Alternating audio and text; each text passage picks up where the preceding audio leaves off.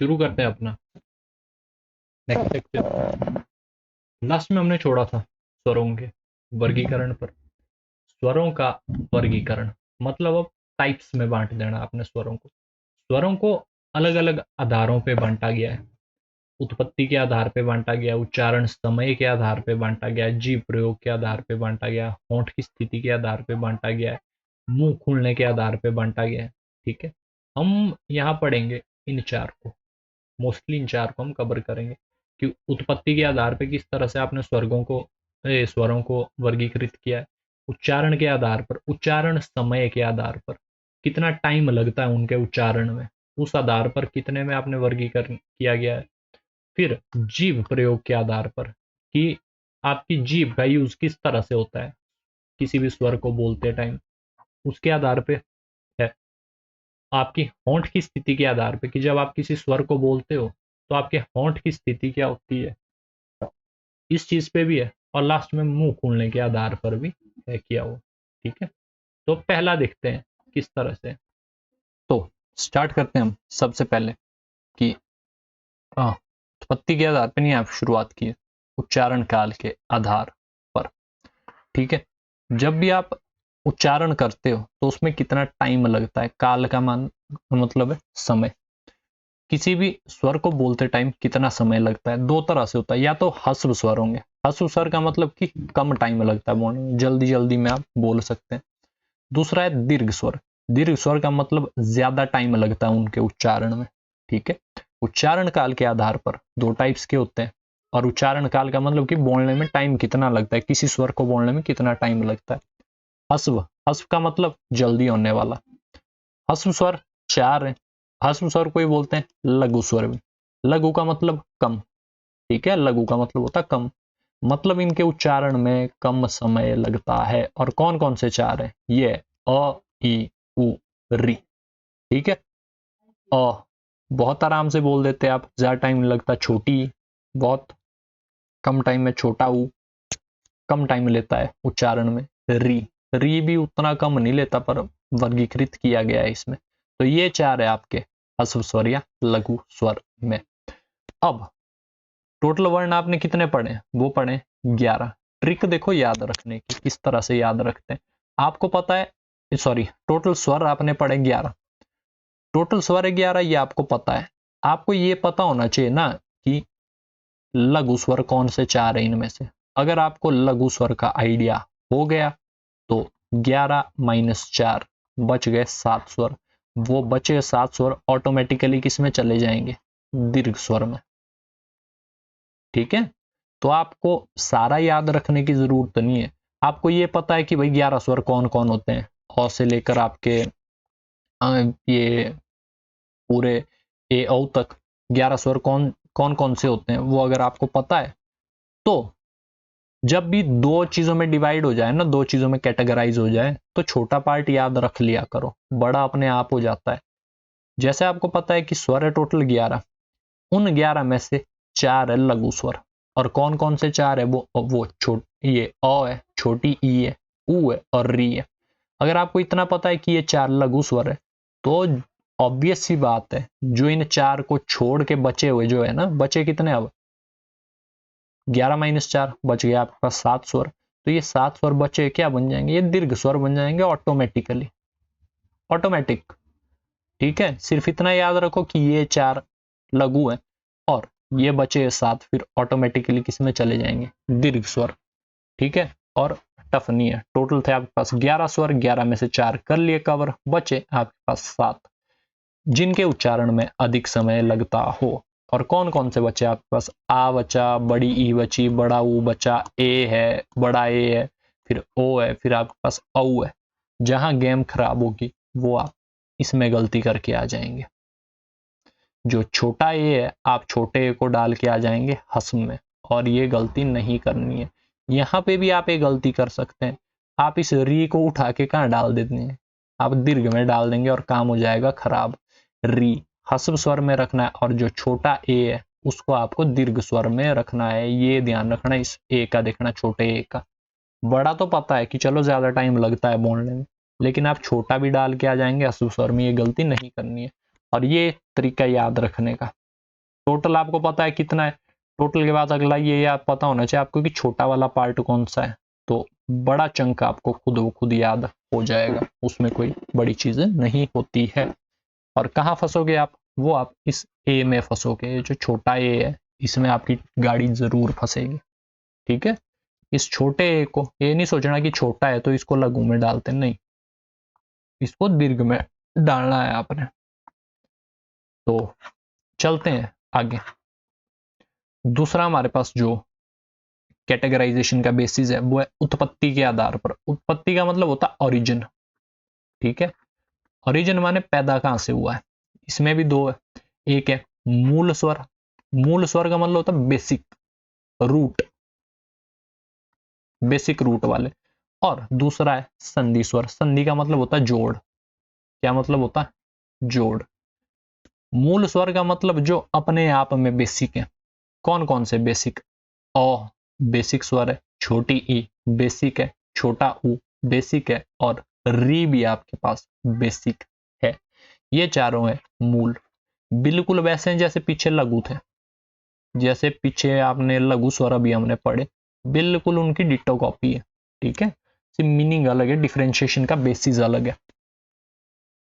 वो था बेस, जब आपका बेस ही अलग था, जब आप बेस था आपने रखा कि उच्चारण में कितना समय लगता है, यहाँ है उत्पत्ति के आधार पर। ठीक है, बेसिक, ये चारों है बेसिक आपके।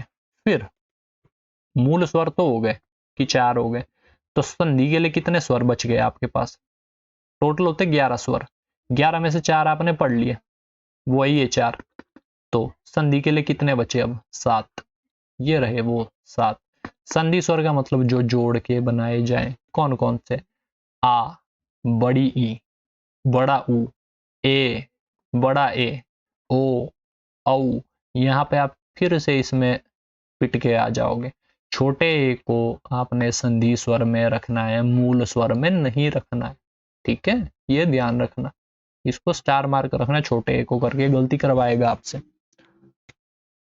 संधि का मतलब कि मॉडिफाइड फॉर्म है ये, जो मूल में आपने संधि जोड़ी, मूल से बनाए हुए हैं ये संधि स्वर, दो स्वरों को जोड़ के बने। जैसे आपके पास स्वर है पहला आ, आ स्वर है, आ बना होता है अ जमा अ। जब आप और अ को जोड़ते हैं, दो अ को जब आप जोड़ते तो आपको आ मिलता है। जब आप दो छोटी ई को जोड़ते हैं तो आपको बड़ी ई मिलती है। जब आप दो छोटे ऊ को जोड़ते हैं तो आपको बड़ा ऊ मिलता है। आई होप आपको अब संधि क्लियर हो गई होगी। ठीक है, अ अपने आप में इंडिपेंडेंट है, लेकिन आ बनना है दो अ को जोड़कर, इसीलिए संधि बोलते हैं। इसको भी दो वर्गों में बांटा गया है, एक मूल दीर्घ में, एक है संयुक्त स्वर में। ठीक है, मूल उनको बोला गया जहां, इनको बोलते हैं सजातीय। मूल दीर्घ को भी रहने दो, संयुक्त स्वर को भी रहने दो, ये सजातीय है। सजातीय का मतलब सेम जाति के, स माने सेम, सजातीय सेम जाति के। ठीक है, सेम जाति के कैसे, सेम जाति का जैसे अ में अ जुड़ा तो आ बना, तो इनको सजातीय बोला गया है। ई में ई जुड़ा, छोटी ई में छोटी ई जुड़ी तब बड़ी ई बनी, तो सजातीय है। छोटे ऊ में जुड़ा एक और छोटा ऊ, तब जाके बना आपका बड़ा ऊ, तो ये है सजातीय, सेम जात के जोड़ से जो बने। इनकी जो बेसिक थी वो सेम जात की इकाइयां।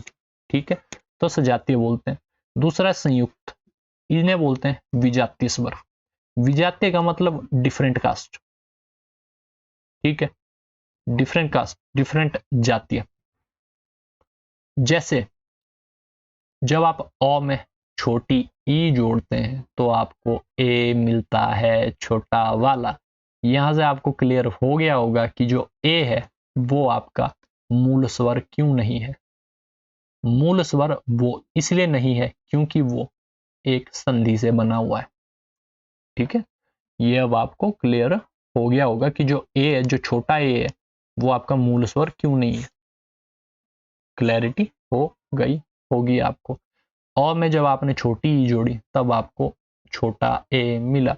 जब आप अ में छोटा ए जोड़ेंगे तो आपको बड़ा ए मिलेगा। जब आप अ में छोटा ऊ जोड़ेंगे तो आपको ओ मिलेगा। जब आप अ में बड़ा ओ जोड़ेंगे तो आपको औ मिलेगा। और यहाँ जोड़ा देखो, आगे अ लगा हुआ, पीछे कोई और, अ अलग डिफरेंट कास्ट, ई डिफरेंट कास्ट, ए अलग कास्ट, उ अलग कास्ट। जब भी डिफरेंट डिफरेंट जाति के ये स्वर मिल रहे हैं तो उन्हें बोलेंगे आप विजातीय स्वर। विजातीय का मतलब डिफरेंट जाति के। इतना सा याद रखें आप, ठीक है। तो ये आपको क्लियर हो गए होंगे अब, ठीक है। यहां पर जुड़ रहा था अ में अ, तब बना यहाँ आ, सेम थे दोनों, ये भी अ है ये भी अ है, फिर इन्होंने आ बनाया, लेकिन यहाँ अ में जुड़ा ई, ठीक है। ये अलग जात पे, ये अलग, फिर इन्होंने बनाया एक और स्वर और इसे बोला विजातीय, डिफरेंट जाति। ये वाला सेम जातीय, सजातीय और विजातीय। और इजी है याद रखना यार, टफ थोड़ना है। आपको इतना पता होना चाहिए कि भाई सजातीय में कौन कौन से होंगे। आ है, ई है, ऊ है। क्यों है सजातीय? ओ आ बना दिया, ई बना दिया, ऊ बड़ा ऊ बना दिया। टोटल है आपके पास यहाँ पे 7, 7 में से 3 हो गए सजातीय। तो विजातीय के लिए कितने बचे? 4, ये 4, ये विजातीय है, ठीक है। टोटल थे 7 आपके पास, इसमें संयुक्त स्वर में 7 थे आपके पास, 7 संयुक्त स्वर थे। 7 में से 3 है सजातीय और 4 बन गए विजातीय। सिर्फ ये याद रखना कि ये सजातीय, ये 3 सजातीय है। फिर आप इन बचे हुए 4 को ऑटोमेटिकली आप विजातीय में राइट डाउन करके आ जाओगे। तो इजी है, टफ नहीं है उतना, ठीक है। तो चलते हैं आगे। नेक्स्ट हमारे पास है कि जीभ प्रयोग के आधार पर हमारी टंग किस तरह से काम करती है, हमारी जीभ किस तरह से काम करती है। वो सिंपल सी बात है कि भाई जीभ का कौन सा हिस्सा यूज में आता है जब हम डिफरेंट डिफरेंट स्वर को बोलते हैं। जैसे अग्र स्वर बोला है और इसमें 5 डालने। अग्र का मतलब जीभ का अगला भाग, अग्र का मतलब होता फ्रंट। वो स्वर आपके जहां जीभ का फ्रंट भाग यूज होता है उनको बोलते टाइम अग्र स्वर में 5 स्वर डाले। उच्चारण में जीभ का अगला भाग यूज होता है, और कौन कौन से? वो ई ए री, ये 5। फिर हम मध्य स्वर, उच्चारण में जीभ का मध्य भाग काम करता है, अ, ठीक है। फिर है पश्च स्वर, इसमें भी 5 है डाले हुए, 5 अग्र में, 5 पश्च में और 1 है मध्य में। उच्चारण में जीभ का पिछला भाग काम करता है, जैसे आ, जैसे ऊ, जैसे बड़ा ऊ, फिर है ओ, फिर है औ, ठीक है। ट्रिक क्या है याद करने की? इसको आपको अगर याद रखने और एक मध्य याद रखना है, मध्य में एक अ है और आपको अगर के ये 5 याद रखने हैं, ठीक है। जैसे आपने ये याद कर लिए तो आपको ये बचे हुए 5 ये ऑटोमेटिकली याद हो जाएंगे। यहाँ 5 है, यहाँ है आपके पास 5 अगर, यार एक काम के टाइम पेन नहीं करता काम।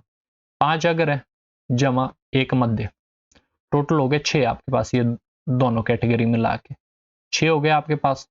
तो बचे कितने? अब 5 ही बचे। टोटल स्वर है 11 आपके पास, 11 में से 6 आपको पता है कि अगर और मध्य कौन से, तो 11 माइनस 6 बच गए 5। ये 5 ऑटोमेटिकली कहाँ चले गए? पश्च स्वर में, ठीक है। 11 माइनस 6 किसके बराबर हो गया? 5 के बराबर, और ये वो बचे हुए 5। तो ये याद करने का एक तरीका होता है, सारा आपको याद नहीं करना पड़ता है। और कंसेप्ट इसके पीछे है कि जो जीभ का वो वाला भाग स्ट्रेच हो जाता है। जब आप अ बोलते हो तो बीच वाला भाग हल्का सा स्ट्रेच होता है, जब ई बोलते हो तो फ्रंट वाला भाग थोड़ा सा स्ट्रेच होता है। ये आपकी जीभ है। अग्र स्वर में ये वाला हिस्सा स्ट्रेच होगा, मध्य स्वर में ये वाला हिस्सा स्ट्रेच होगा, और जब पश्च स्वर होगा तो लास्ट वाला हिस्सा स्ट्रेच होता है जीभ का। तो आई होप आपको क्लियर हो गया होगा। एक इसमें और है, वो है होंठों की स्थिति के आधार पर, कि जब आप बोलते हैं वो स्वर तो होंठ की स्थिति कैसी होती है। इसमें 2 है, एक है आवृत्तमुखी और एक है वृत्तमुखी। वृत्तमुखी में 4 डाले गए हैं और आवृत्तमुखी में 7 डाले गए हैं। आवृत्त उच्चारण में होंठ गोलाकार नहीं होते। जब आप इनका उच्चारण करेंगे तो होंठ गोल नहीं बनेंगे, पूरे गोल नहीं बनेंगे, गोल होंठ नहीं बनेंगे। लेकिन वृत्तमुखी में, वृत्त का मतलब होता है सर्कल, गोला। क्या मतलब इसका? सर्कल, या हिंदी में बोलते हैं हम गोला। वृत्त का मतलब होता है गोला। जब आप इन चारों को याद रखो सिर्फ कि वृत्तमुखी में कौन से चार है। उच्चारण में होंठ गोलाकार होते हैं, जैसे बोलो ऊ, बड़ा ऊ, फिर ओ, फिर औ। जब भी आप इन चारों को पढ़ोगे ना तो आपका जो होंठ है, होंठ गोल होने लगेंगे, इसीलिए इन्हें बोलते हैं वृत्तमुखी। ठीक है। और ट्रिक जैसे मैंने आपको बोली, सिर्फ आपको वृत्तमुखी रखने हैं याद कि वृत्तमुखी कौन से। अगर आपको वृत्तमुखी याद हो गए तो टोटल स्वर आपको पता है वो 11 है, 11 में से इन चार को निकाल दो, बच गए आपके पास कितने, 7। और वो बचे हुए 7 कौन से हो गए फिर ऑटोमेटिकली, आवृत्तमुखी। ये याद ही नहीं करने, आपने याद करने का जमेला ही नहीं, सिर्फ इनको याद रखो। ठीक है। और जब सॉल्यूशन ढूंढोगे तो इनमें से इनको माइनस कर देना है आपने, खुद वो खुद ये 7 आपको याद हो जाएंगे। ठीक है। जैसे मैंने यहाँ ट्रिक लिखी भी है, रिमेंबर ओनली वृत्तमुखी and rest 7 will be opposite. सिर्फ आपको ये पता होना चाहिए कौन से 4 है वृत्तमुखी। ठीक है। और फिर आपको बचे हुए जो 7 हैं वो ऑटोमेटिक पता है कि बचे दूसरे 7 कौन से हैं, वो ऑटोमेटिकली कहाँ चले गए, आवृत्तमुखी में। ठीक है। अब स्वरों का उच्चारण स्थान ये आपको पता होना चाहिए, ये याद करने का पार्ट है और आपको याद करना है। जो और आ है ये कंठ से उच्चारित होते हैं, छोटा ई और बड़ा ई ये तालु से उच्चारित होते हैं, छोटा ऊ बड़ा ऊ ये होंठ से। फिर री, रीम मूर्धा से उच्चारित होता है। फिर ए और ए, छोटा ए बड़ा ए, ये कंठ और तालु। क्यों, ए आपको पता ये अ प्लस ई से मिलके बना है, अ देखो अ कंठ का पार्ट है, ई आपके तालु का पार्ट है, तो ए कहाँ डाल देंगे आप, ये आप कंठ और तालु में डाल देंगे। अगला है ओ और औ। आपको पता है ये और छोटे ऊ से मिलके बना होता है, ओ कंठ का पार्ट है और ऊ आपका होंठ का है, तो कंठ और होंठ से मिलके बना ओ और औ। तो इतना सा आपको याद रखना है। ठीक है। इसी के साथ आपका मेजर पंगा हो गया क्लोज। हमारा स्वर हम यहीं पे कर देंगे विराम। अब स्वरों पर लगा दिया विराम, क्लोज हो गए हमारे स्वर। नेक्स्ट पार्ट से हम व्यंजन स्टडी करने शुरू कर देंगे। नेक्स्ट पार्ट हमारा व्यंजन के लिए होगा। ये याद रखने का तरीका है, देखना ए क्यों डाला आपने कंठ और तालु में। ए जो है आपका वो और ई से मिलके बना होता है, इसीलिए आप इसे कंठ और तालु में मिक्स करके डालेंगे। वो अभी आपने देख लिया कि ए बना कैसे होता है, संधि से बना है। ए किस किस की संधि से बना है, और ई की संधि से। ओ कंठ का पार्ट है और ई वो आपके तालु से निकलता है, तो ये कंठ और तालु दोनों में आ गया। ओ और ओ, ओ आपका बना होता है और छोटे ऊ से। जब आप ओ कंठ का पार्ट है और छोटा ऊ वो आपके होंठ का पार्ट है, तो क्लियर हो जाना चाहिए आप। ठीक है। ये तो याद करना पड़ेगा आपको, इसके अलावा कोई चारा नहीं है आपके पास, कोई भी चारा नहीं है। और एक चीज जो मैं आपको फिर से बोल रहा हूँ, ये वाला तरीका देखना याद रखने का, सबसे बेस्ट तरीका होता है ये याद रखने का। वृत्तमुखी आपको सिर्फ कोई एक कैटेगरी याद रखनी होती है, दूसरी ऑटोमेटिकली याद हो जाती है, तो ये ध्यान रखना। ठीक है। कि कोई एक कैटेगरी अगर आपको याद है ना तो उसके अपोजिट वाली आपको खुद ब खुद पता लग जाएगी। दोनों याद करने की जरूरत नहीं है, छोटा वाला पार्ट याद करो, बड़ा वाला आपको ऑटोमेटिकली पता हो जाएगा। आपको ये पता होना चाहिए कि ये 4 कौन कौन से वृत्तमुखी 4 कौन कौन से, तो जो बचे हुए होंगे ना वृत्तमुखी वो ऑटोमेटिकली बचे हुए 7 स्वर होंगे। आपको ये पता है कि टोटल स्वर होते हैं हमारे पास 11, उन 11 में से 4 है वृत्तमुखी, तो आवृत्तमुखी कितने बचे, 7। सिर्फ ये पता रखो कि ये 4 कौन से, छोटा पार्ट याद रखो। हाँ ये पता आपको ऊ है, ऊ है, ओ है, औ है, ये 4 है वृत्तमुखी, तो बचे हुए 7 किस में गए, वो आवृत्तमुखी में चले गए। ये याद रखने का बेस्ट तरीका होता, बहुत ही बेस्ट होता। सारा याद नहीं करना पड़ता, छोटा सेक्शन याद रखो, बड़ा खुद वो खुद हो जाता है याद। ठीक है। So that's all for this lecture. अगले लेक्चर से हम शुरुआत करेंगे व्यंजन की। Thank you.